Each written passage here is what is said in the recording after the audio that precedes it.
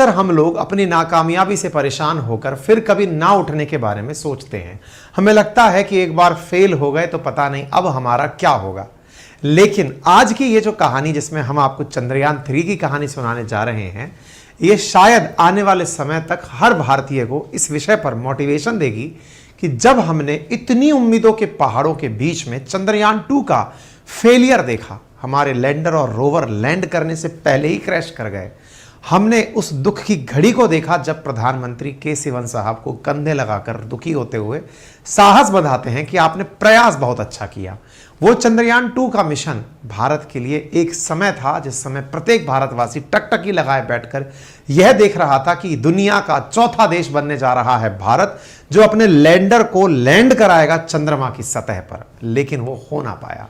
समय बीता, कुछ साल बीते, बीच में कोरोना आया, हमारे तमाम प्रयास बीच में अधूरे रह गए। लगभग 2019 की यह बात है। बीच में हमारा इसरो अपनी गति चलता रहा। उसने कहा नहीं, बाउंस बैक होगा तो और मजबूती के साथ होगा, और ऐसी मजबूती के साथ होगा कि अब तो यही करके दिखाना है, ऐसी मजबूती के साथ होगा। जी हां साथियों, इसरो वापस उसी मोटिवेशन के साथ आप सबके सामने आ चुका है, लेकर चंद्रयान 3 की कहानी। जी हां साथियों, आज हम चर्चा कर रहे हैं चंद्रयान 3 मिशन के बारे में। चंद्रयान 2 ने लैंड होते समय आधा सफल तो वो भी हुआ था, ऑर्बिटर उसका आज भी चक्कर लगा रहा है चंद्रमा के, लेकिन लैंडर और रोवर काम नहीं कर पाए, लैंड हो नहीं पाया, चलने वाला पहिया उस पर चल नहीं पाया। इसरो ने कहा चुनौती कबूल है और इस बार हम केवल लैंडर और रोवर ही भेजेंगे, पुराने वाले ऑर्बिटर से काम कराएंगे। यानी कोई ये ना कह दे कि चंद्रयान 2 असफल था। चंद्रयान 2 को चंद्रयान 3 मिलाकर एक अलग ऊंचाई तक लेकर जाएगा।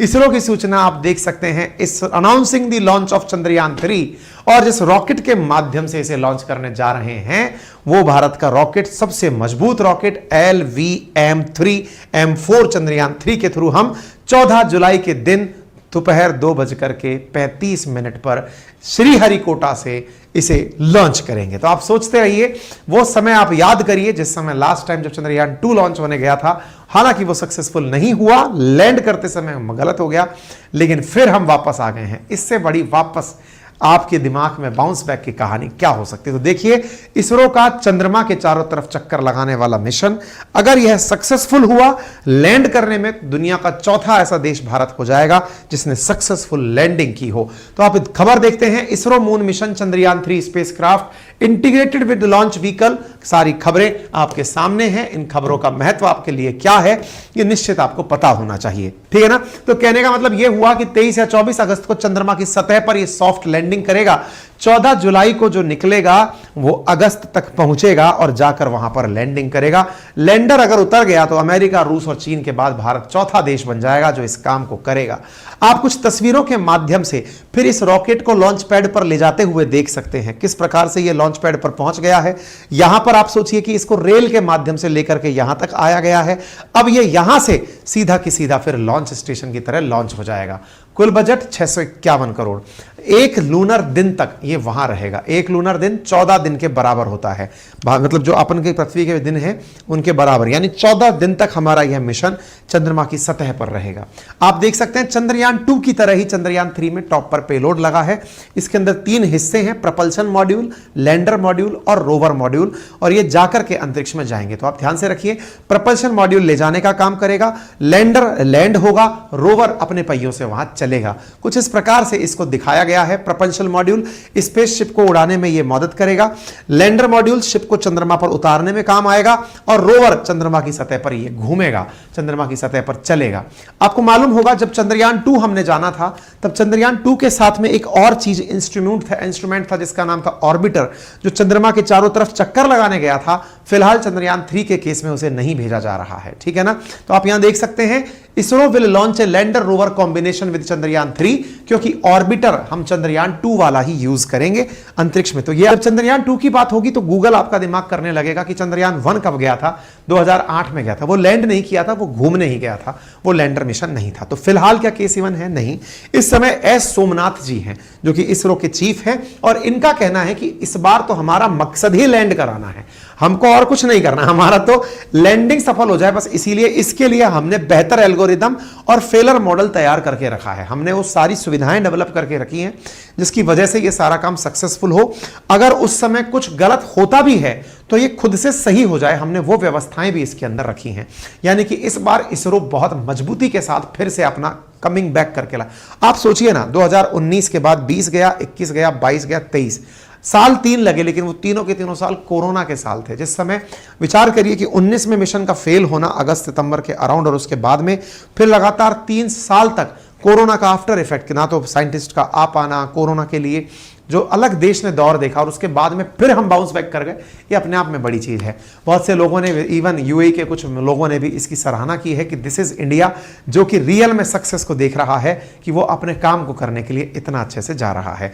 कौन सा चीज जाएगी हमारे पास? लॉन्च व्हीकल मार्क 3 जो रॉकेट है वो अर्थ से इसे मात्र 100 से 160 किलोमीटर दूर छोड़ेगा, फिर ये गोल गोल अर्थ के चारों तरफ चक्कर लगाएगा। बिल्कुल 140 टन का रॉकेट इसे लेकर के जाने के लिए तैयार हो रहा है। प्रपल्शन मॉड्यूल इसके साथ लग करके इस पूरी चीज को, रोवर को लेकर के जा रहा है, ठीक है ना। तो अब देखना होगा कि यह प्रयास कितना सफल होता है। भारत के लिए सभी लोग बहुत ही सारी उम्मीदों के साथ बैठे हैं। ये इस प्रक्रिया में जाकर के 5वें चरण में पहुंचेगा और जाकर के ये लूनर ऑर्बिट में स्थापित हो जाएगा। फिर यहां पर इसकी प्रॉपर तरीके से लैंडिंग होगी, सेंसर्स की मदद से जगह खोजी जाएगी, फिर यहां पर लैंडर प्रॉपर तरीके से लैंड करेगा। और इस प्रकार से आप इस दृश्य को चंद्रयान 2 के दृश्य से मैच करते हुए देख सकते हैं। जब हमने अपना लास्ट टाइम MK2 भेजा था, कुछ इस प्रकार से उस समय यह मिशन छोड़ा गया था, तो कुछ वैसा ही मिशन का फिर से दोहराव होने जा रहा है। कितने दिन काम करेंगे ये लैंडर रोवर? 14 दिन काम करेंगे। संपर्क कैसे स्थापित होगा? ये अपना डेटा सीधे IDSN यानी इंडियन डीप स्पेस नेटवर्क से संपर्क करेगा, जो चंद्रयान 2 के ऑर्बिटर के साथ संपर्क में है, और वहां से हमारे पास सारी चीजें आएंगी। चंद्रमा पर जाकर क्या जानेगा? ये रोशनी और रेडिएशन का वहां अध्ययन करेगा, चांद की थर्मल कंडक्टिविटी और तापमान का अध्ययन करेगा, और आसपास की भूकंपीय गतिविधियों का अध्ययन करेगा, प्लाज्मा का महत्व और उसके बदलावों का अध्ययन करेगा। आधुनिक तकनीक जो इसमें लगी है उनमें एल्टीमीटर लगा है जो ऊंचाई का पता लगाएगा, वेलोसीमीटर लगा है जिसके अंदर से गति नापी जाएगी कि गति कितनी चल रही है, इनर्शियल मेजरमेंट के लिए यहां पर गति और संतुलन को मापने के लिए यंत्र लगे हैं, प्रपल्शन सिस्टम जो थ्रस्टर का काम करेगा, क्योंकि जब लास्ट टाइम लैंडर रोक रहे थे, अगर नीचे से वो प्रपल्शन सिस्टम बहुत तेज पुश कर रहा होता तो वो आधार अपना बना पाता, लेकिन वो अब यहां पर प्रपल्शन सिस्टम लगा है। Navigation, guidance, control, hazard detection, और मतलब अब ये पूरी तरह से अपडेटेड लैंडर बनाया है हमने, जो कि दुनिया भर से हमने ये अनुभव ले लिया है कि हमारे लैंडर में क्या कमी रह गई थी, उसी को ध्यान में रखते हुए ये काम किया जा रहा है। तो दुनिया भर से इसकी तारीफ हो रही है, भारत के इस काम की तारीफ की जा रही है। तो आप देख सकते हैं न्यूयॉर्क टाइम्स में लिखा है, surprising striver in world space business with at least 140 registered space tech startup, India stand to transform the planet connection to the final frontier.